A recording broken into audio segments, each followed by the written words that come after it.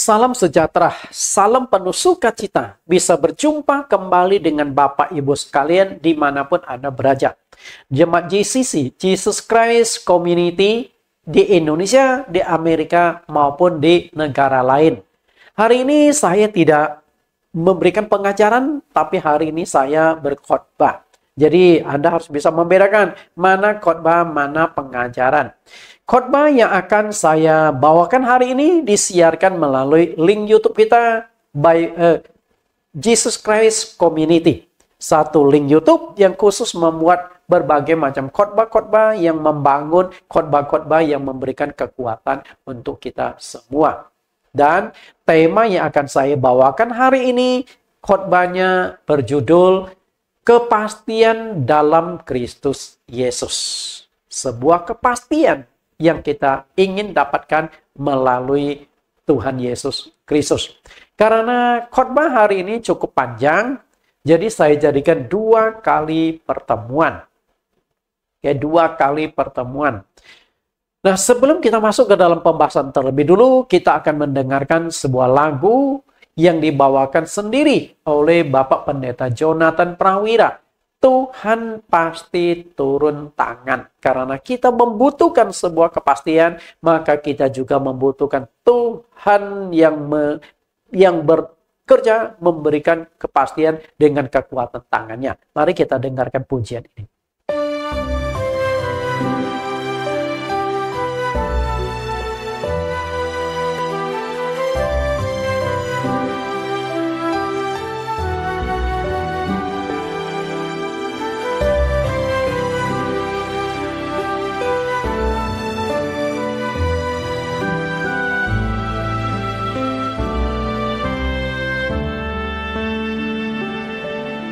Setiap perkara dapat ku tanggung dengan kekuatan yang kau berikan.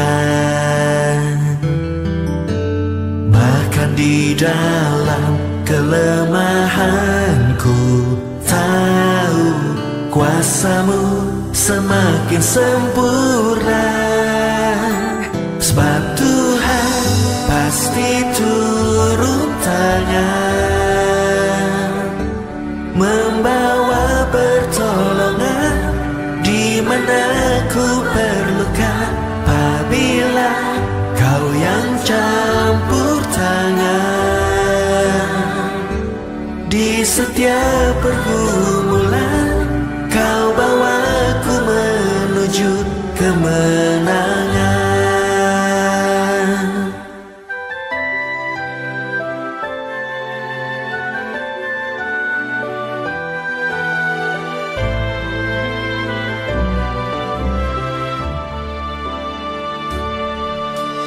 Setiap perkara dapat ku tanggung dengan kekuatan yang kau berikan.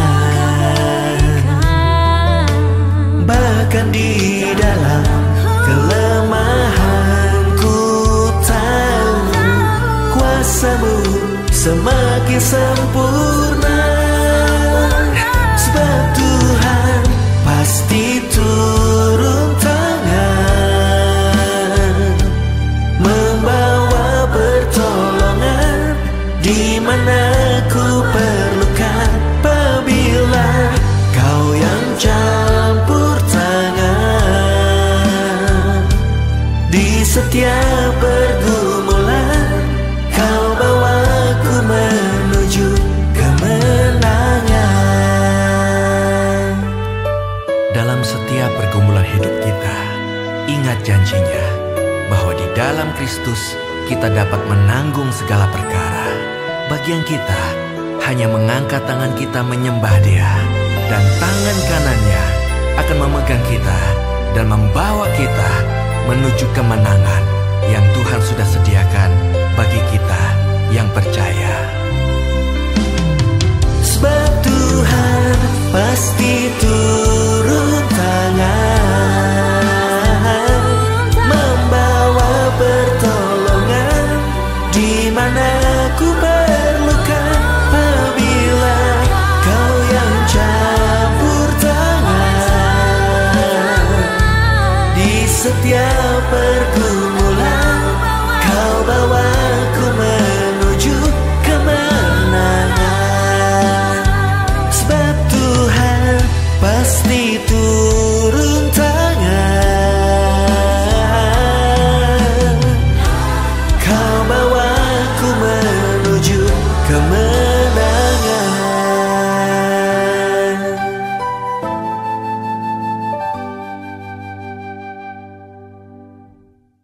Bapak Ibu yang saya kasih, kita sudah mendengarkan lagu yang memberikan inspirasi bahwa Tuhan Yesus tetap bekerja menyertai hidup kita. Kita akan berdoa sebelum kita mendengarkan khotbah hari ini. Mari kita berdoa. Di dalam nama Tuhan Yesus Kristus kami berdoa. Tuhan, kami bersyukur bahwa Engkau tetap menyertai kami, tetap memberkati kami, tetap memberikan kesempatan bagi kami menjalani kehidupan, beraktivitas, dan juga kami bisa beribadah kepada Engkau. Hari ini kami kembali belajar untuk mengenal lebih jauh Tuhan yang kami sembah. Seharusnya adalah Tuhan yang memberikan kepastian-kepastian bagi kami. Nah, apakah kami menemukan kepastian di dalam Kristus Yesus?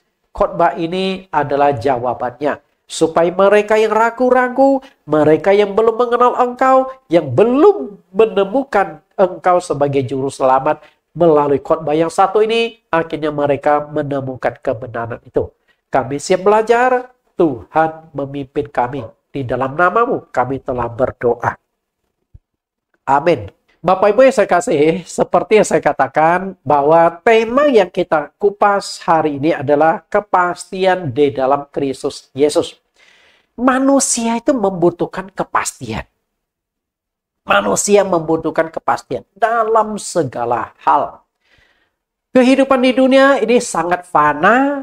Selain fana, dunia ini juga sangat dinamis. Artinya cepat sekali berubah. Tidak terasa oleh kita sehari lepas sehari berubah, berganti, dan kehidupan di dalam masyarakat juga selalu berganti begitu cepatnya. Teknologi, informasi begitu cepat. Sehingga zaman sekarang bukan sekedar zaman teknologi lagi, tapi sudah zaman AI. Bayangkan bagaimana kecanggihan perkembangan teknologi kekinian. Namun dalam hidup ini, di segala aspek kehidupan, manusia itu membutuhkan kepastian. Membutuhkan sebuah kepastian. Sedangkan dunia nggak pasti. Hari ini Anda beli sebuah handphone. Beberapa bulan, handphone itu sudah mulai ketinggalan zaman. Setahun, sudah berubah jauh sekali. Karena itu teknologi berkembang dan berubah cepat. Masyarakat berubah begitu cepat. Sangat-sangat dinamis. Sedangkan manusia itu membutuhkan kepastian di dalam segala aspek kehidupan. Misalnya dalam hal berpacaran sampai pernikahan. Saya mengenal sepasang muda-mudi. Muda-mudi ini, mereka ini dikatakan berpacaran juga tidak. Dikatakan tidak berpacaran, tapi seringkali jalan berduaan. Sehingga pemuda ini suatu ketika menyampaikan kepada temannya ini, teman wanitanya, nembaklah istilahnya. Nembak itu istilah anak muda zaman sekarang. Jangan tanya, mati nggak Pak ditembak? Bukan itu maksudnya. Nembak itu artinya menyatakan perasaan bahwa dia suka gadis ini. Lalu bagaimana reaksi gadis ini ketika laki-laki menyatakan suka sama dia, dia berharap mereka bisa pacaran. Cewek yang satu ini selalu menjawab dengan satu ayat Alkitab. Karena itu silakan Anda tafsirkan satu ayat Alkitab ini. Ayat yang dikutip ini itu apa? Jadi beberapa kali cowok ini, laki-laki ini menyatakan perasaannya. Tapi selalu dijawab dengan satu ayat Alkitab dan ayatnya adalah ini. Yohanes 14 ayat 1. Janganlah gelisah hatimu, percayalah kepada Allah, percayalah juga kepada aku. Baru saya tahu ternyata ayat Alkitab bisa dipakai memberikan jawaban ketika Anda ditembak sama pacar Anda. Nah, ini kan masalah nih. Masalah itu adalah tergantung pada tafsiran. Kira-kira Anda menafsirkan ayat ini gimana? Jangan gelisah hatimu. Biasa kan kalau orang tuh pendekatan dan gelisah, kira-kira saya diterima nggak? Ditolak atau diterima? Ditolak atau terima? Kan gelisah nih. Nah, setelah dia nyatakan perasaannya kan rasanya plong. Nah, tinggal menunggu jawaban. Oke, jawaban. Hanya dua, diterima atau ditolak. Tetapi gadis ini memberikan jawaban dengan ayat Alkitab. Saudaraku, silakan baca Yohanes 14 ayat 1. Nah, si laki-laki ini sering kali baca, maka dia merasa tenang karena ada dua kata. Percayalah kepada Allah, percayalah juga kepadaku. Tapi di sini ada masalah. Masalahnya ada begini. Sang cowok ini menafsirkan ku di ujungnya percayalah kepadaku. Ditafsirkan ku ini adalah gadis ini. Artinya, selain kau mau percaya kepada Allah, percaya juga sama aku. Artinya, laki-laki ditafsirkan, aku akan setia sama kamu, aku nggak akan macam-macam, pokoknya akulah. Ya sudah. Setelah sekian lama mereka berteman, suatu hari laki-laki ini mengatakan, aku mau lamar kamu supaya tahun depan kita bisa menikah. Lalu bagaimana jawab gadis ini? Loh, kan kita belum pacaran. Kok kamu melamar saya? Nah, si cowok ini kan bingung. Loh, jadi sekian lama kita jalan berbarengan, makan bersama, kamu anggap apa? Sebenarnya gadis ini memang nggak suka sama cowok ini. Cuman karena ya sudahlah, dianggap cowok ini nggak suka itu dalam arti nggak tertarik jadikan suami. Tapi kalau berteman oke. Karena orangnya royal, sifatnya juga nggak aneh-aneh. Tapi dia nggak ada perasaan. Karena yang namanya suami istri kan harus dibangun dari perasaan cinta. Dan dia nggak cinta sama cowok ini. Makanya dia jawab dengan kalimat ini. Bersandar kepada percaya pada Allah, percayalah kepada Yesus. Yesus pasti sediakan yang terbaik. Maksud dari gadis tersebut. Nah, ketika dia berkata, kita kan belum pacaran. Sehingga cowok ini kaget. Loh, jadi selama ini kamu anggap apa? Akhirnya gadis ini bingung. Mau menolak, tapi caranya menolak. Seperti dia menolak, itu juga dengan Yohanes 14 ayat 1. Ketika laki-laki menyatakan perasaan, dia sudah tolak dengan ayat ini. Artinya, percayalah Tuhan pasti sediakan yang terbaik. Aku bukan yang terbaik. Pasti Tuhan sediakan yang terbaik. Maksud dari gadis ini. Tapi karena salah menafsirkan ayat Alkitab, si laki-laki ini kan akhirnya pusing. Saya sudah buang waktu, buang tenaga, buang banyak duit. Seringkali kita makan bareng, jalan bersama. Kamu hanya anggap saya teman. Akhirnya ujung-ujungnya apa? Mereka akhirnya konflik. Kenapa konflik? Karena si gadis ini tidak memberikan sebuah kepastian. Coba dari awal dia pasti, aduh, sorry teman, kita berteman saja ya. Atau, sorry, saya belum bisa terima, saya mau kuliah dulu, mau bla bla bla lah. Kan pasti. Tapi ketika ini nggak pasti, ternyata Alkitab yang pasti dibuat jadi tidak pasti oleh si gadis ini. Kan luar biasa. Yang pasti dibuat jadi tidak pasti. Maka hati-hatilah. Kemudian selain dalam perpacaran, pernikahan, ketika Anda berpacaran, Anda pasti berharap suatu hari orang yang Anda pacari jadi pasangan hidup Anda. Nah, setelah menikah, mereka akan berharap punya kepastian sampai maut memisahkan mereka. Makanya di dalam sesi pernikahan, apakah engkau bersedia menerima ini sebagai suamimu atau sebagai istrimu, bla bla bla, sampai maut memisahkan? Jadi mereka juga berharap sampai mereka mati, mereka akan menjadi pasangan yang setia satu dengan lain, suami istri. Sampai salah satunya meninggal. Itu harapan dari kepastian. Tapi apakah pasti? Nggak bisa. Zaman sekarang susah sekali. Nah, setelah itu dalam investasi. Dalam usaha apapun. Jika Anda mau investasi, undang-undang negara tidak memberikan jaminan kepastian bagaimana Anda berinvestasi. Jika orang yang Anda mau ajak bisnis itu tidak jelas, tidak pasti bagaimana Anda menjadi rekan bisnis. Kemudian dalam pendidikan ada sebuah kepastian. Kepastian itu berupa standar. Nilai 6. Maka standar itu berarti 6 itu adalah kepastian. Kalau Anda bisa dapat nilai 6, standar Anda lulus. Kalau di bawah, Anda tidak lulus. Nah, itu kan kepastian, butuhkan sebuah kepastian. Dalam masyarakat, keamanan kita butuhkan macam-macam. Dalam kehidupan manusia, manusia membutuhkan kepastian. Oke? Tapi faktanya, walaupun manusia berusaha menciptakan dan berharap adanya kepastian di dunia, namun faktanya, tidak ada satupun yang pasti dalam hidup manusia yang sangat dinamis di dunia ini. Dunia berubah cepat, dinamis. Karena dinamis, maka berubah terus. Sulit menemukan sebuah kepastian. Tapi satu hal yang ingin saya katakan kepada engkau, di dalam Kristus Yesus ada kepastian. Oke, ada kepastian. Nah, kita baca apa yang ditegaskan oleh Paulus tentang kepastian yang kita terima dalam Kristus Yesus. 2 Korintus 1 ayat 20. Sebab Kristus adalah ya bagi semua janji Allah.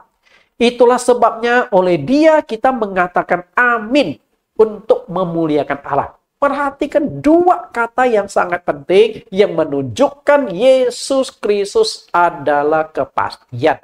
Perhatikan kata ya dan amin.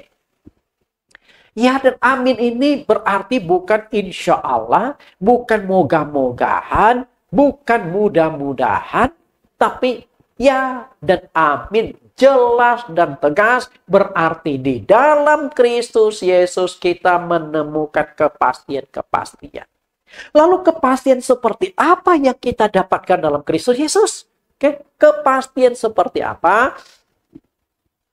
Bapak Ibu yang saya kasih, kalau Yesus memberikan kepastian, Anda tinggal percaya, bersandar kepadanya, karena di dalamnya ada kepastian. Nah, kepastian yang ditawarkan oleh Tuhan Yesus itu ada 3. Apa saja? Bapak Ibu begini. Menurut Anda, apa sih yang paling penting dalam hidup Anda? Apa sih yang Anda harapkan di dalam hidup Anda? Saya yakin semua orang berharap 3 hal. Pertama, kepastian. Apa saja kepastian yang kita harapkan? Segi ekonomi, kesehatan, penghiburan, kedamaian, keselamatan, dan lain sebagainya. Yang di manusia harapkan dalam hidupnya berbagai macam segi-segi. Dibutuhkan sebuah kepastian. Kepastian ekonomi, kesehatan, penghiburan, itu harapan-harapan. Dan kepastian-kepastian ini bisa diberikan oleh Tuhan Yesus. Tapi secara prinsip, ada 3 hal yang paling dicari dan dibutuhkan dalam hidup manusia. Anda tahu nggak? 3 hal yang sangat dicari dan dibutuhkan oleh manusia. Yang pertama adalah memiliki banyak uang. Siapa yang tidak berharap memiliki banyak uang? Semua orang. Yang kedua adalah memiliki badan sehat. Jika Anda punya banyak uang tetapi sakit-sakitan, apa gunanya? Mana yang Anda lebih ingin? Badan sehat tapi nggak punya uang? Atau banyak uang tapi penyakitan? Anda pilih mana? Wah, Anda pintar. Berkata, oh saya kepingin banyak uang dan sehat, Pak. Supaya saya bisa nikmati uang saya. Oh, bagus, pintar. Oke. Satu hal lagi. Anda punya banyak uang, badan sehat. Tapi setelah mati, Anda masuk neraka. Mau nggak? Mana yang Anda pilih? Anda bisa nikmati hidup kaya, tapi setelah mati masuk neraka. Mana yang Anda pilih? Kaya di dunia, mati masuk neraka? Atau miskin di dunia, tapi setelah mati masuk surga seperti Lazarus. Beda dengan orang kaya kan? Orang kaya mati, masuk alam maut. Lazarus yang miskin, mati, masuk surga. Anda pilih mana? Anda pasti berkata, saya pilih dua-duanya, Pak. Kaya di dunia, badan sehat, setelah mati masuk surga. Saya juga mau kalau begitu, Bapak Ibu. Tapi itulah yang Tuhan Yesus tawarkan. Tuhan Yesus memberikan kepastian keuangan, memberikan kepastian kesehatan. Tuhan Yesus memberikan kepastian dalam hal keselamatan. Nah, hari ini kita akan kupas 2 poin. Punya banyak uang, badan sehat. Dan juga masuk surga dalam 2 sesi ini. Bapak Ibu yang saya kasihi, kita bahas yang pertama dulu. Kepastian yang Tuhan berikan adalah kepastian ekonomi. Kepastian ekonomi mungkin menurut Anda aneh. Masa sih Tuhan memberi kepastian ekonomi? Bahkan ada pendeta mengatakan teori kemakmuran. Bapak Ibu, saya tidak sedang mengajarkan teori kemakmuran. Saya bukan penganut teori kemakmuran. Tapi saya ingin mengajak Bapak Ibu melihat satu fakta bahwa Yesus Kristus sanggup memberikan jaminan ekonomi. Kalau begitu, salahnya di mana kita berharap, kita berdoa, Tuhan berkati, Tuhan berkati. Tapi tentu ada usaha. Maka sebenarnya di Alkitab itu ada prinsip ora et labora, bekerja dan berdoa. Bukan hanya berharap-berharap. Karena kalau hanya berharap berdoa saja, engkau bisa menjadi orang yang kaya. Maka yang paling kaya di dunia adalah pendeta-pendeta yang tiap hari kerja doa melulu, penyembahan melulu. Saya sebagai hamba Tuhan sering doa, sering penyembahan, tapi belum pernah ketika saya berdoa haleluya, haleluya jatuh sekilo emas dari langit, belum pernah. Tetap harus bekerja. Nah, kita melihat bagaimana Yesus memberikan jaminan secara ekonomi. Kepastian ekonomi dari Tuhan Yesus dapat kita ketahui dari dua hal di bawah ini. Pertama, pelipat gandaan dari 5 roti, 2 ikan dimakan 5.000 orang. Pelipat gandaan. Yang kedua, 153 ekor ikan yang ditangkap oleh murid-murid Yesus di Danau Tiberias. Kita akan belajar dari sini untuk dianalisa dari sisi ekonomi. Bahwa Tuhan Yesus bisa memberikan jaminan dalam hal ekonomi. Kita analisa. 5 roti, 2 ikan. Hanya dengan 5 roti 2 ikan, Yesus bisa melipat gandakan sehingga dimakan oleh 5.000 orang laki-laki.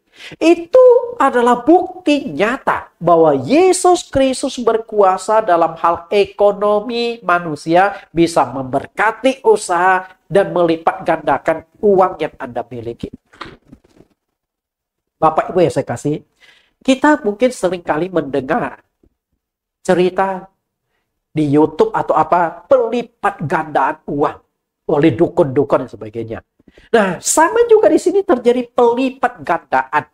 Kita akan baca dulu ayat Alkitabnya. 5 roti, 2 ikan dimakan 5.000 orang. Yohanes 6 ayat 5. Ketika Yesus memandang sekelilingnya dan melihat bahwa banyak orang berbondong-bondong datang kepadanya, berkatalah ia kepada Filipus, "Di manakah kita akan membeli roti supaya mereka ini dapat makan?" Hal itu dikatakannya untuk mencobai dia, sebab ia sendiri tahu apa yang hendak dilakukannya. Perhatikan, Tuhan mencoba. Rupanya Tuhan juga menguji, melihat bagaimana Anda menanggapi masalah ini. Bapak Ibu yang saya kasih, Yesus sudah tahu apa yang hendak dilakukan. Tapi dites dulu. Nah, mengetes apakah engkau percaya ke kuasa Tuhan Yesus enggak? Bersandar pada kuasa Yesus apa enggak? Demikian pula dalam ekonomi. Engkau mengalami masalah ekonomi, percaya enggak Yesus sanggup membuat engkau berhasil? Bersandar pada Yesus enggak? Supaya ekonomi menjadi pulih, menjadi lebih baik. Percaya dan bersandar. Tapi Yesus mengetes murid-muridnya. Jawab Filipus kepadanya, "Roti seharga 200 dinar tidak akan cukup untuk mereka ini. Sekalipun masing-masing mendapat sepotong roti saja." Rupanya mereka tuh membawa uang. Mereka punya uang saat itu. Uang yang dipunyai oleh murid-murid itu hanya 200 dinar. 1 dinar itu adalah upah kerja harian. Berarti uang yang mereka miliki itu ada 200 hari kerja buruh harian. Nah, kalau untuk dimakan oleh 12 murid, yang paling tidak bisa bertahan beberapa bulan lah. Tapi setelah itu Filipus berkata, ini ribuan orang. Bagaimana mungkin dari 200 dinar bisa dimakan oleh ribuan orang? Tidak akan bisa. Filipus mulai skeptis. Filipus mulai menggunakan logika. Tidak mungkin. Nah, setelah Tuhan Yesus berkata, di mana kita akan membeli roti? Rupanya ada salah satu muridnya yang mulai bergerilya. salah satu murid mulai bergilir ya. Namanya Andreas. Apa yang dilakukan Andreas? Ayat 8. Seorang dari murid-muridnya yaitu Andreas, saudara Simon Petrus berkata kepadanya, di sini ada seorang anak yang mempunyai 5 roti celai dan 2 ikan. Tetapi apakah artinya itu untuk orang sebanyak ini? Ternyata Filipus maupun Andreas ini punya pemahaman yang sama. Apakah artinya untuk orang sebanyak demikian? Nggak akan cukup. Rupanya Andreas ini luar biasa juga. Dia langsung bergelir ya. Kamu bawa apa? Ini kamu bawa. Dan dia temukan seorang anak kecil membawa 5 roti 2 ikan. Oke. Kalau Anda mau tempatkan, mau tugaskan Andreas, kira-kira tugas Andreas apa? Kayaknya lebih cocok dari guru sekolah minggu ya. Karena dia bisa dekati anak-anak tuh. Dan bisa ngorek. Dek, kamu bawa apa ya? Dan si anak kecil dengan polosnya berkata, aku bawa 5 ekor roti. 5 roti dan 2 ekor ikan. Anda tahu nggak? 5 roti 2 ekor itu sebenarnya itu makanan yang akan makan oleh anak kecil ini. Karena dia ikut ayahnya mengikuti Yesus. Ikut mendengarkan pengajaran-pengajaran Yesus. Jadi orang tua ini bawa anak ini. Dan dia takut anaknya kelaparan. Dia bawa bekal 5 roti 2 ikan itu. Kata Yesus, suruhlah orang-orang itu duduk. Adapun di tempat itu banyak rumput. Maka duduklah orang-orang itu kira-kira 5.000 laki-laki banyaknya. 5.000 laki-laki. Oke, nggak tangguh-tangguh. Ada yang 50 orang, ada yang 100 orang. Kelompok-kelompok kecil. Supaya mudah diaturnya. Lalu Yesus mengambil roti itu, mengucap syukur dan membagi-bagikannya kepada mereka yang duduk di situ. Demikian juga dibuatnya dengan ikan-ikan itu sebanyak yang mereka kehendaki. Dari sini kita belajar satu hal. Tuhan mau memberkati, tetap melibatkan Anda. Jadi bukan berarti doa saja. Enggak. Tuhan tetap menggunakan 5 roti 2 ikan yang punya anak kecil ini. Setelah Yesus doakan, lalu Yesus pecahkan, lalu dibagikan kepada murid-muridnya. Lalu oleh muridnya dipotong-potong lagi, dibagikan. Dan Anda tahu, ikan dan roti yang dipecah-pecahkan nggak habis-habis. Saya yakin murid-murid juga kebingungan. Setelah roti disobek, lalu utuh lagi. Disobek, utuh lagi. Ikan dipotong kecil, utuh lagi. Potong kecil, utuh lagi. Nggak habis-habisnya. Sampai 5.000 laki-laki bisa makan kenyang pada hari itu. Luar biasa. Luar biasa. Dan setelah mereka kenyang, ia berkata kepada murid-muridnya, kumpulkan potongan-potongan yang lebih supaya tidak ada yang terbuang. Nah, ini penting nih. Pentingnya tuh begini loh. Jangan malu bungkus. Kita biasanya tuh orangnya pemalu. Kalau ada makanan sisa, kalau yang makan tuh sekeluarga, mungkin kita berani bungkus. Coba ada bawa tamu, apalagi tamu penting. Kalau ada makanan sisa, ada bungkus atau ada tinggal saja. Gengsi, betul nggak? Bapak Ibu yang saya kasih di dalam Tuhan, saya ingat betul waktu saya pacaran. Oke. Pertama kali pacaran, lalu saya ajak pacar saya yang sekarang sudah jadi istri saya, makan di satu warung makan. Moikong, dekat rumah dia, di daerah Krekot. Nah, saat itu saya pesan seekor ikan kakap, ikan tim. Tapi yang namanya orang kan baru masa-masa pacaran, makan pun ya hati-hati, makan pun ya sopan sekali. Jadi ikan itu hanya dicoba sepotong daging. Setelah itu makan. Ternyata dia makannya sedikit. Sehingga kalau saya mau makan sendiri juga nggak enak, ya berhenti makan. Nah, sehingga ikan itu masih sepotong, utuh hanya sepotong bagian daging yang diambil. Nah, akhirnya saat itu sempat terjadi pergumulan nih. Gua mau bungkus atau ditinggal ya? Bungkus, tinggal. Karena saya itu mahasiswa teologi saat itu. Nggak punya banyak uang lah. Saya berpikir, nggak dibungkus sayang. Tapi bungkus gengsi. Nanti apa kata pacar saya? Wah, ternyata saya dapat pacar yang bokek yang nggak punya duit. Ya sudah, ditinggal. Tapi dalam hati saya, waktu saya pulang ke gereja, karena saya nginap di gereja, aduh sayang sekali uang ikannya itu baru makan secuil. Tapi itulah manusia, gengsi. Ternyata ada ayat Alkitab. Bapak-bapak, ibu-ibu, jangan takut bungkus. Bungkus. Satu kali waktu saya jelaskan ini, seorang ibu langsung datangnya saya, Pak Pendeta, seumur hidup baru saya tahu ada ayat Alkitab suruh bungkus loh. Nah, mulai saat itu kalau ada pesta selalu bawa kantong plastik. Waduh, repot juga ya. Bapak Ibu yang saya kasih di dalam Tuhan, apa yang kita pelajari dari ayat 12 ini? 12 suruh bungkus, suruh jangan buang. Padahal Yesus itu mudah sekali kan. 5 roti 2 ikan dilipat-lipat gandakan. Kalau mudah sekali mestinya udahlah ya sisa buang saja. Karena mudah sekali Yesus buat. Tapi Yesus tidak membuang berkat itu. Dia suruh kumpulkan, jangan buang, jangan ada yang terbuang. Dan hasilnya apa? Ayat 13, 12 bakul. 12 bakul. Berarti 12 murid langsung bekerja. Masing-masing murid membawa bakul, lalu dikumpul-kumpulkan orang yang bekas, yang potongan yang lebih, dikumpul-kumpulkan. Ada 12 bakul. Bapak Ibu yang saya kasih di dalam Tuhan. Nah, dari sini kita belajar satu hal.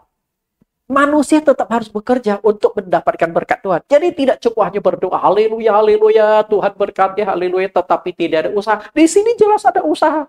Engkau bekerja dan Tuhan menurunkan berkat. Tapi satu hal, Tuhan Yesus sanggup melakukan pelipat gandaan. Itu yang perlu kita pegang. Pelipat gandaan. Berapa nilai pelipat gandaan yang dilakukan oleh Tuhan Yesus? Kita coba analisa. 5.000 orang diberi makan sampai kenyang. Dibutuhkan berapa banyak uang? Kira-kira berapa banyak uang Bapak? 5.000. Katakanlah nasi Padang. Saya targetkan satu bungkus nasi Padang 25.000. Nah, artinya nasi lauk pauk cukuplah 25.000. Saya tinggal di Jalan Garuda, dan di Jalan Garuda itu ada satu nasi Padang di depan gang saya. Itu enak sekali, saya suka makan di sana. Bapak Ibu yang saya kasih, nah satu nasi, kemudian satu potong ikan dan sedikit sayur 25.000. Satu orang 25.000. Nah, kalau 5.000 orang berarti 125 juta.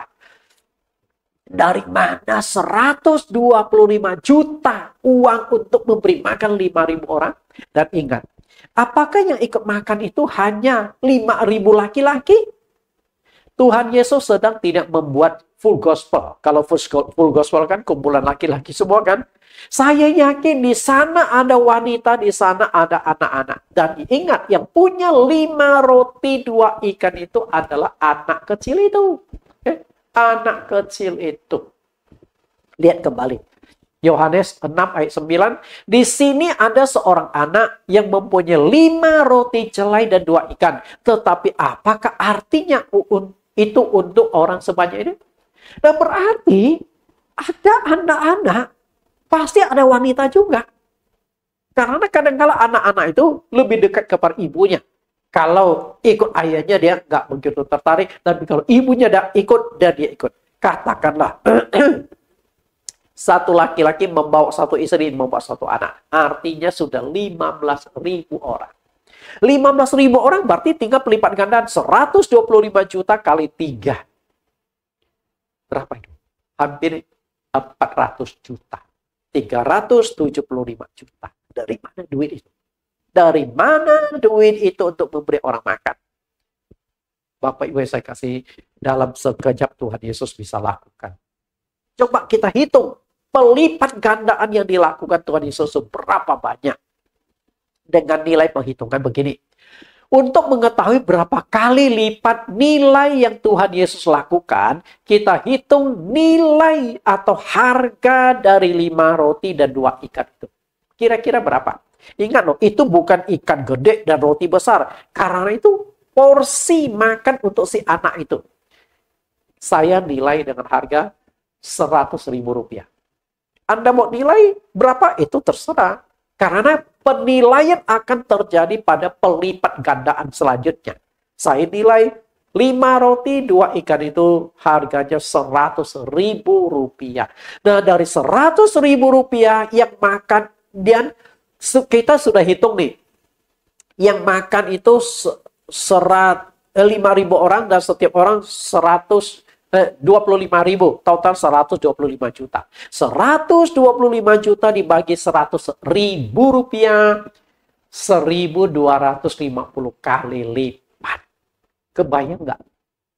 Artinya, kalau Anda ada 100.000 rupiah, Tuhan bisa lipatkan menjadi 1.250 kali lipat. Dan Anda dapat 125 juta. Kalau Anda punya uang 100 juta, tinggal hitung. Kali 1.250 kali lipat. Tidak terhitung. Artinya apa? Hitungan-hitungan ini kan perkiraan saja supaya kita lebih mudah menyerap. Artinya, Yesus sanggup melakukan pelipat gandaan. Usaha-usaha Anda. Mungkin modal Anda hanya ada 10 juta. Yesus sanggup lipatkan menjadi ratusan bahkan ribuan kali lipat. Anda punya tanah nggak laku-laku. Yesus bisa lipat gandakan, naikkan harga menjadi berlipat ganda yang tidak terkira oleh Anda. Bapak Ibu yang saya kasih, satu kali sewaktu saya tugas di Tasikmalaya, saya ada satu jemaat namanya Erwin. Erwin. Dia ingin jual rumahnya. Tapi rumahnya itu masuk dalam gang. Sehingga susah laku. Rumahnya lumayan gede. Kalau nggak salah 10 kali 15 atau 20 deh. Lumayan gede. Dia tinggal istri dan juga ada ibunya dan ada adiknya yang kecil. Bertahun-tahun nggak laku. Akhirnya dia minta saya doakan. Syukuran di rumahnya. Dan waktu dia berkata, mau jual harga sekian. Tapi nggak laku-laku. Tapi ada satu hal yang dia berkata, Pak Nathan, di rumah saya ini ada sedikit sarang burung walet, tapi nggak nambah-nambah. Saya akhirnya berpikir, kita imani, kita doakan, agar burung walet itu bisa bertambah. Saat itu, saya berkata demikian, terus terang. Saya juga takut loh. Misalnya saya doakan, burung datanglah. Hinggaplah di rumah ini. Tapi kalau nggak terjadi, kan artinya doa saya nggak berkhasiat kan. Jadi ngeri-ngeri sedap lah. Ya sudah. Waktu saya doakan, mereka juga memang mengharapkan agar burung walet bisa hinggap di rumah mereka, sehingga nilai jual itu akan jadi tinggi. Karena bukan rumah ini, bukan tanahnya lagi, tapi karena sarang walet. Ya sudah, waktu saya doa mulailah, Tuhan, Engkau sanggup mendatangkan burung walet, memberi makan Elia dan sebagainya, bla bla bla bla. Saya doa, selalu saya katakan, saya serahkan rumah ini, saya percaya bahwa Tuhan akan melipat gandakan harga rumah ini, dan Tuhan akan membuat burung-burung walet ini datang dan hinggap di rumah ini. Terus terang Bapak Ibu, setelah saya doa, setelah itu saya pulang. 1 minggu, nggak ada kejadian apa-apa. 2 minggu, belum apa-apa. 1 kali, hujan besar. Nah, setelah hujan besar reda, banyak sekali burung walet katanya di atas rumah. Mulai satu demi satu masuk. Setelah itu Anda tahu, rumahnya dipenuhi sarang burung walet. Sehingga rumahnya itu yang harganya sekian, katakanlah dia mau jual 1 miliar, nggak laku-laku. Tapi setelah itu burung walet semakin banyak, harganya mulai naik, jadi 2 miliar, 3 miliar, dan dia jual akhirnya 4 miliar. Kan nggak menyangka kan? Nggak menyangka, dia senang sekali. Lalu dia bungkus sebuah amplop cukup tebal, Pak Pendeta, ini berkat untuk Pak Pendeta. Bukan itu saya incar, tapi setidaknya dari sini saya belajar satu hal, saya imani satu hal, Yesus sanggup melipat gandakan.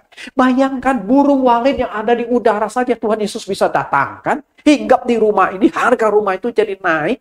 Siapa yang menyangka? Enggak menyangka kan? Tapi disinilah Yesus punya otoritas, punya kuasa melakukan pelipat gandaan.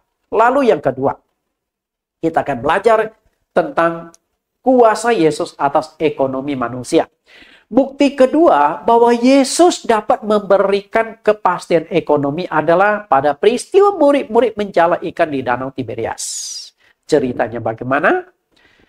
Murid-murid Yesus satu kali mereka pergi menjala ikan dan semalam-malaman mereka menjala ikan, namun tidak seekor ikan pun yang mereka dapatkan. Kita lihat, ini adalah satu gambaran kegagalan dalam berusaha. Jadi kalau Bapak Ibu sebagai orang Kristen mengalami kegagalan, kerja ini gagal, kerja itu gagal, jangan kuat, jangan heran, jangan merasa aneh, dan merasa, oh Tuhan tidak memberkati. Belum tentu. Murid-murid juga pernah mengalami kegagalan kok. Mereka tuh nelayan, menjala ikan semalam-malaman, tak turunkan jalan, naikkan, turunkan jalan, naikkan. Seekor ikan pun tidak dapat. Jangankan kepala ikan, ekor ikan jangan nyangkut. Kita lihat dulu ayat Alkitabnya. Yohanes 21 ayat 1 sampai 3. Ayat pertama. Kemudian Yesus menampakkan diri lagi kepada murid-muridnya di pantai Danau Tiberias. Dan ia menampakkan diri sebagai berikut. Di pantai itu berkumpul Simon Petrus, Thomas yang disebut Didimus, Nathanael dari Kana yang di Galilea, anak-anak Zebedeus, dan 2 orang muridnya yang lain.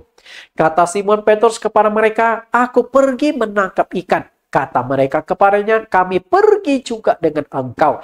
Mereka berangkat lalu naik ke perahu, tetapi malam itu mereka tidak menangkap apa-apa. Bapak Ibu perhatikan, malam itu mereka tidak menangkap apa-apa. Kenapa bisa terjadi demikian? Tentu mereka pergi menangkap ikan, berharap dapat banyak ikan. Tapi hasilnya nol, hasilnya nihil. Ketika manusia mau sukses, pasti ada kiat-kiat, ada cara-cara. Motivator siapapun juga.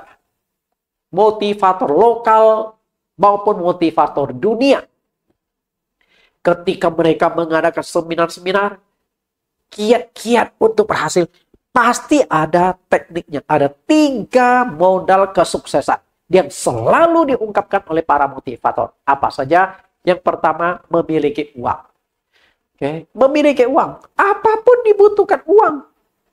Dari lahir saja sudah butuh uang. Emangnya ada lahir di rumah sakit gratis? Enggak kan? Dari lahir kita sudah butuh uang. Perlu bayar dokter, biaya persalinan, beli ranjang bayi, macam-macam. Sampai kita mati, tetap uang. Emangnya ada dapat peti mayat sumbangan? Kan dibeli oleh keluarganya, betul? Anda sih dimasukkan tanpa peti mayat ke dalam tanah pun Anda sudah nggak tahu. Tapi kan nggak mungkin keluarganya tega. Lalu belilah sebuah peti, dapat mayat Anda dimasukkan dalam peti. Peti kan jutaan. Tergantung jenis peti. Ada harganya jutaan, puluhan juta. Bahkan ada peti mayat ratusan juta. Tergantung ekonomi dan juga peti yang dipilih. Lahir sampai mati butuh uang. Dan demikian pula ketika Anda mau berusaha. Butuh uang nggak? Butuh. Katakanlah Anda mau jual bakmi, gerobak, bakso. Anda kan butuh gerobak. Kalau Anda nggak mungkin berdoa kepada Tuhan, Tuhan, aku butuh gerobak nih Tuhan. Aku mau jual bakmi Tuhan. Aku mau jual bakso Tuhan.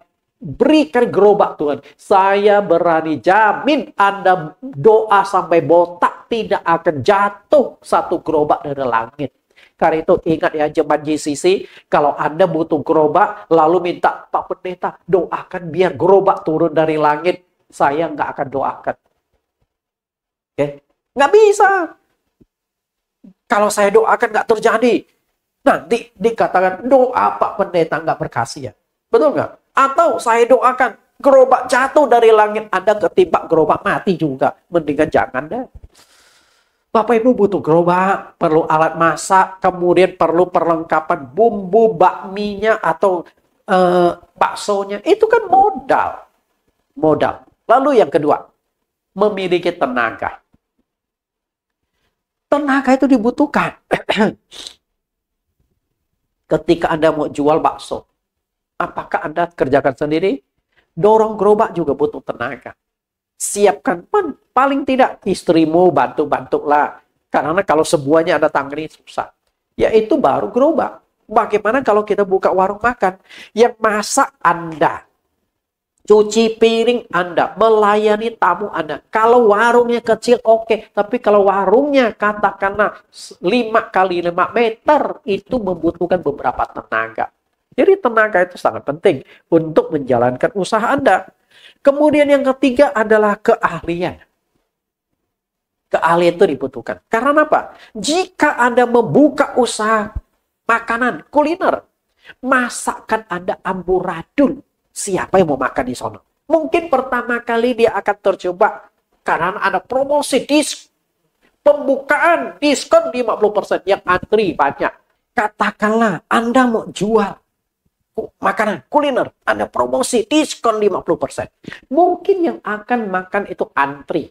Tapi setelah dia datang, makan cicipi masakan Anda, amburadul. Kalau nggak keasinan, kepedasan, macam-macam, keasaman, kira-kira orang masih datang nggak besok-besoknya? Sepi. Nggak jalan. Jadi, 3 modal usaha. Uang, tenaga, keahlian. Nah, kira-kira murid-murid Tuhan Yesus punya nggak ketiga modal atau cara sukses menurut dunia? Ada. Kita analisa ya. 3 modal. Uang, tenaga, keahlian. Uang mereka ada. Apa yang mereka miliki? Kita lihat Yohanes 21 ayat 6.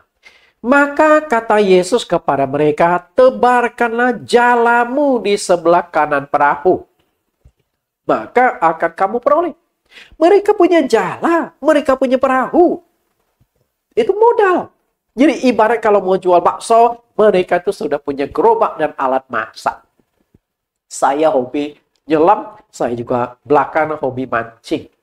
Teman-teman saya suka mengajak saya mancing, dan biasa sekali mancing itu kita setiap orang urunan.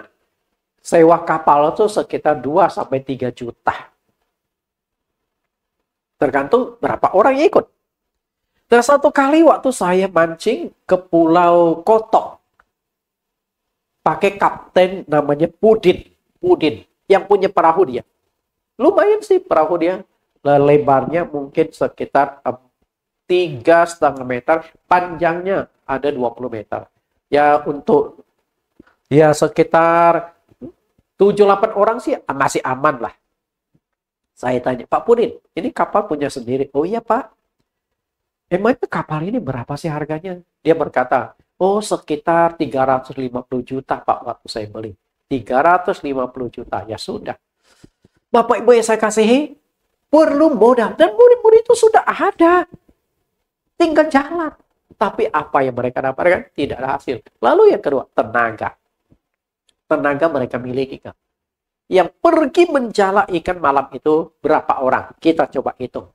Bapak Ibu yang sedang menonton tayangan ini, coba kita hitung sama-sama. Menurut Anda, ada berapa orang yang ikut pergi menjala ikan pada malam itu? Oke, silakan Anda hitung. 5 detik.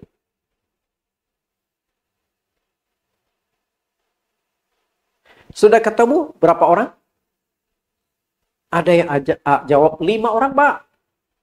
Ada yang jawab 6 orang, Pak. Ternyata ada juga jawab 7 orang. Bahkan ada yang jawab 9 orang. Nah, gimana ini? Baca satu ayat Alkitab, beda tafsiran. Coba kita hitung. Yang jadi persoalan itu dalam Yohanes 21:2, di pantai itu berkumpul Simon Petrus, Thomas yang disebut Didimus, Nathanael dari Kana yang di Galilea, anak-anak Zebedeus, dan 2 murid yang lain. Dan 2 murid yang lain jelas angkanya di sini 2 orang. Nah, yang tidak jelas di sini adalah anak-anak Zebedeus. Kira-kira anak Zebedeus yang menjadi murid Yesus ada berapa orang? 2 orang. Jadi total mereka ada 7 orang. Anak Zebedeus yang menjadi murid Yesus adalah Yakobus dan Yohanes. 7 orang pergi menjala ikan itu sudah cukup memadai. Kami memancing itu seringkali paling banyak 5 orang. Karena bukan berarti nggak bisa ngajak banyak, bisa. Karena makin banyak orang tuh makin ribet. Karena kita benangnya nyangkut sini, nyangkut sana. Lebih baik sedikit orang. Tapi bayar kapal lebih mahal. Oke. 7 orang itu tenaga sudah memadai untuk menangkap ikan malam itu. Lalu keahlian. Apakah mereka miliki? Ada. Coba keahlian mereka. Matius 4:18. Dan ketika Yesus sedang berjalan menyusuri danau Galilea, ia melihat dua orang bersaudara, yaitu Simon yang disebut Petrus dan Andreas saudaranya. Mereka sedang menebarkan jala di danau sebab mereka penjala ikan. Perhatikan, penjala ikan artinya dari kecil itu mereka sudah ikut ayahnya menjala ikan. Itu profesi ayah mereka. Jadi mereka itu sudah ahli dalam hal ikan. Kapan musim ikan, kemudian di mana ada ikan, cuaca seperti apa ada ikan, mereka sudah ahli, mereka sudah tahu. Bapak Ibu yang saya kasih, saya hobi nyelam. Karena itu, saya juga tahu.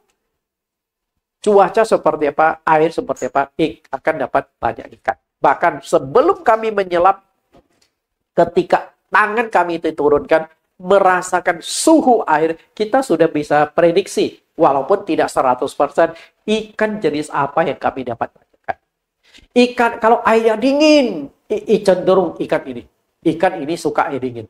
Tapi kalau airnya suam-suam kuku, nah baronang, kemudian kerapu, lumayan. Tapi kalau airnya cenderung panas, itu ikan kakap. Bapak Ibu yang saya kasih, karena ini jenis ikan ditentukan oleh air. Maka mungkin seringkali pengalaman itu membuat kami itu ahli. Dan seringkali juga kalau kami nyelam, terutama Pulau Damar. Saya suka Pulau Damar karena saya sering dapat ikan kerapu lodi.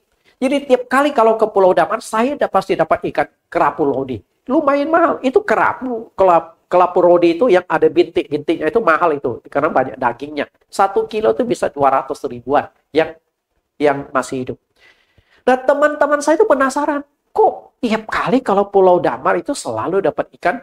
Nah rupanya saya itu ada satu titik. Di mana di Batu Karang. Jadi kalau kami nyelam itu malam hari loh. Bawa sektor kami kelilingi pulau itu. Saya selalu ingat. Ada satu batu, di bawah batu itu suka sekali ikan kerapu lodi berada di bawahnya. Mereka sering tanya, kasih tahu dong.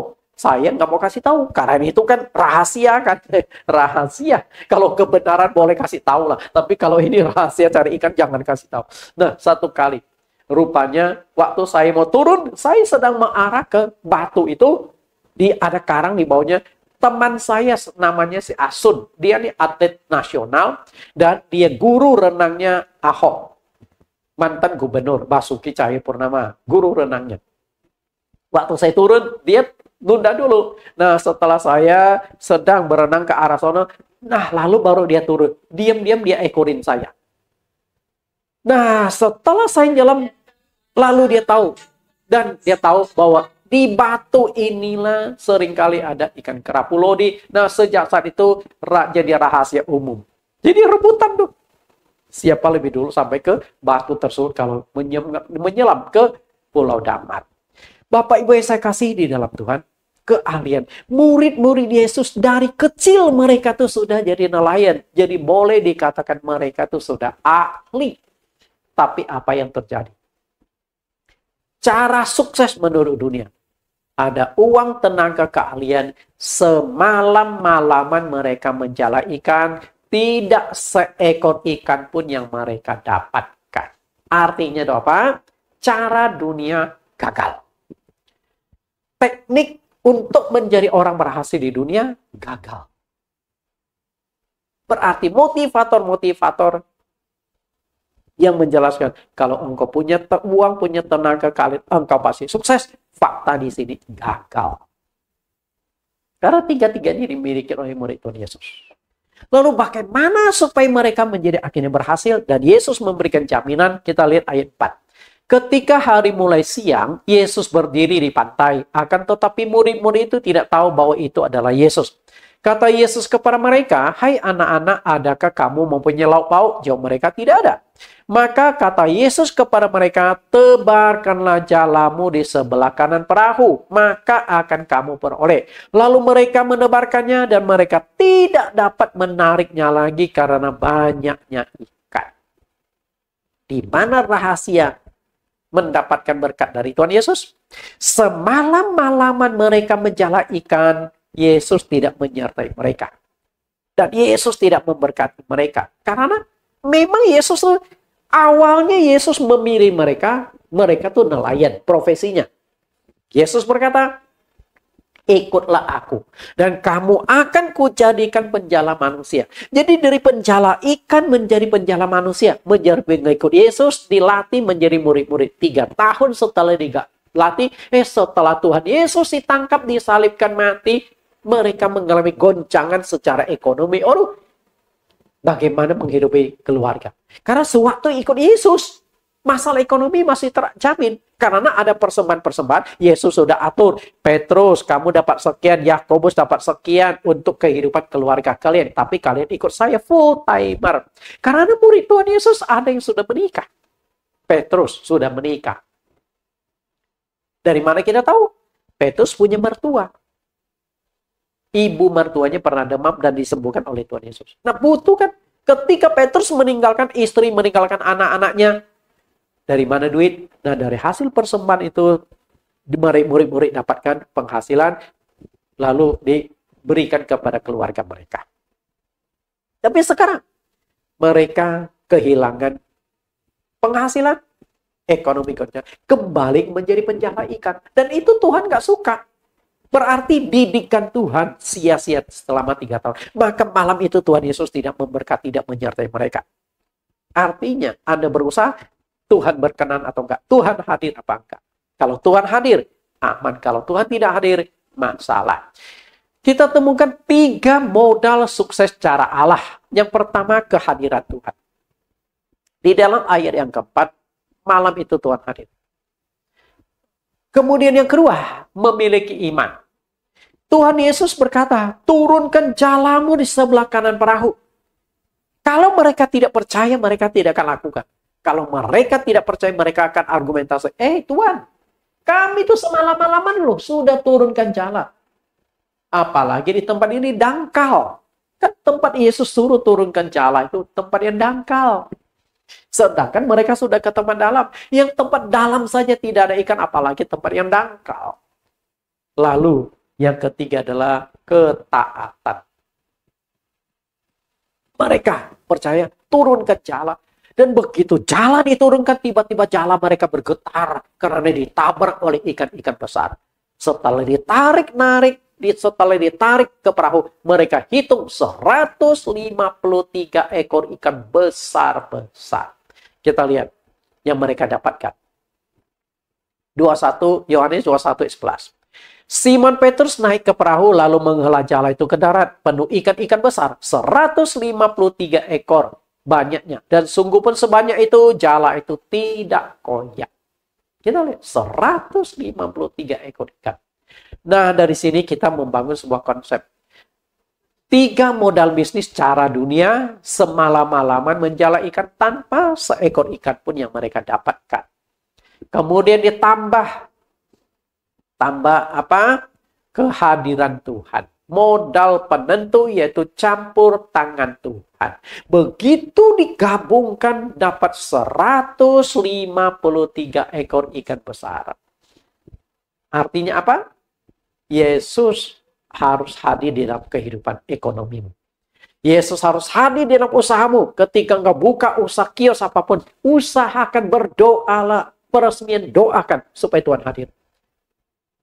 Maka penting sekali. Kalau Anda mau buka bisnis, harus berdoa. Mohon Tuhan hadir. Kalau Tuhan hadir, aman. Kalau Tuhan tidak hadir, Anda hanya mengandalkan kekuatan sendiri, Anda akan mengalami kegagalan. Dari sini kita belajar satu hal. Yesus pemegang ekonomi. Yesus berani pastikan. Berarti, Yesus itu kendalikan ikan yang ada di Danau Tiberias tuh. Malam itu, ikan itu disuruh singkir. Jangan dekati jaring dan perahu murid-muridku. Kalian jangan dekat. Ikan itu taat, tunduk.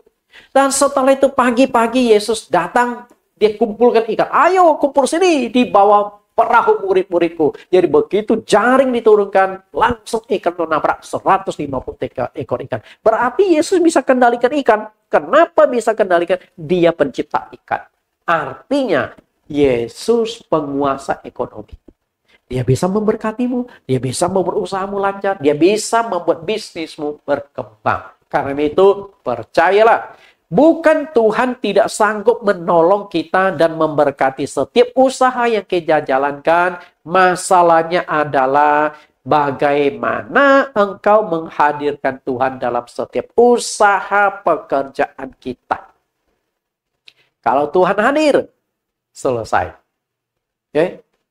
Dan untuk menghadirkan Tuhan, dan gak mudah, kita lihat Yakobus 4 ayat 8. Mendekatlah kepada Allah dan ia akan mendekat kepadamu. Tahirkanlah tanganmu, hai kamu yang orang-orang berdosa, dan sucikanlah hatimu, hai kamu yang mendua hati. Perhatikan di sini, tahirkanlah tanganmu, hai kamu orang berdosa. Kenapa saya sudah usaha gagal terus? Saya berdoa tetap nggak diberkati Tuhan. Permasalahannya adalah ada nggak dosa terselubung di dalam hidupmu? Kalau ada dosa, wajar. Anda sudah bekerja mati-matian, sudah berdoa dengan giat, tetapi Tuhan tetap tidak hadir, Tuhan tidak berkati, karena ada dosa yang harus dibereskan. Karena itu, bukan Tuhan tidak sanggup, tapi masalahnya ada yang memisahkan, yang menghalangi berkat diturunkan. Yesaya 51 ayat 1-3. Sesungguhnya tangan Tuhan tidak kurang panjang untuk menyelamatkan dan pendengarannya tidak kurang tajam untuk mendengar. Tangan itu melambangkan kuasa. Yesus atau Allah sanggup menolong, sanggup mengatasi masalah kesulitan, termasuk masalah ekonomi yang engkau hadapi, dan telinganya tajam, artinya walaupun Anda doa pelan-pelan dia dengar. Bahkan Yesus katakan di Matius pasal yang ke-6, sebelum mulut mau mengucapkan doa, Tuhan sudah tahu apa yang kau kehendaki. Artinya Tuhan bisa membantu, sudah bisa menjawab doa kita. Tapi kenapa doa kita tidak dijawab? Ayat 2. Tetapi yang merupakan pemisah antara kamu dan Allahmu ialah segala doa kejahatanmu. Dan yang membuat dia menyembunyikan diri terhadap kamu ialah sehingga ia tidak mendengar ialah segala dosa. Ayat 3. Sebab tanganmu cemar oleh darah dan jarimu oleh kejahatan. Mulutmu mengucapkan dosa, lidahmu menyebut-nyebut kecurangan. Penyebabnya adalah dosa. Itu harus disingkirkan. Artinya, kalau engkau mau diberkati Tuhan, hidupmu harus benar. Usahamu harus benar. Berdoa, bersandar Tuhan akan hadir. Tapi kalau usahamu nggak benar, banyak tipu-tipunya, banyak bohongnya, dan bisnis Anda jalankan itu bisnis haram yang melanggar undang-undang, ya bagaimana Tuhan berkati? Oke? Anda jual narkoba, lalu berharap jadi kaya. Gimana? Bapak Ibu yang saya kasih, mendekatlah dan ia akan mendekat kepadamu. Artinya, jika sang sumber berkat ada bersamamu, menyertai setiap usaha dan pekerjaanmu, engkau tidak perlu mengejar berkat lagi. Tetapi secara otomatis dia akan memberkati usahamu, memberkati hidupmu. Hadirkan Tuhan di dalam hidupmu, di dalam usahamu. Ketika Tuhan hadir, maka engkau akan sukses. Lalu yang kedua, Tuhan Yesus memberikan kepastian dalam hal kesehatan. Nah, untuk yang bagian ini, saya akan kupas pada minggu depan. Karena kalau saya kupas pada saat ini, terlalu panjang. Jadi, apa yang sudah kita pelajari pada hari ini, bahwa Tuhan Yesus sanggup memberikan kepastian dalam hal ekonomi sudah kita dengarkan, dan minggu depan kita akan mendengarkan kepastian dalam hal kesehatan dan kepastian dalam hal keselamatan. Tuhan Yesus berkati. Kita berdoa. Di dalam nama Tuhan Yesus Kristus kami berdoa, Tuhan terima kasih Engkau sudah menyertai, sudah memimpin kami, sehingga kami sudah menemukan kepastian di dalam Kristus Yesus. Dan kepastian ini dalam hal ekonomi kami sudah belajar. Engkau yang mengendalikan ekonomi manusia. Karena itu Tuhan, kami ingin terus belajar. Minggu depan kami akan belajar kepastian dalam hal kesehatan dan kepastian dalam hal keselamatan. Semoga apa yang kami pelajari membuat kami mengerti akan rahasia tentang Tuhan dan kepastian yang membuat kami tetap beriman bersandar kepada Yesus Kristus. Terima kasih Tuhan. Inilah doa permohonan kami di dalam nama Yesus Kristus. Amin. Sampai bertemu minggu depan dengan tema yang sama, kepastian dalam Kristus Yesus.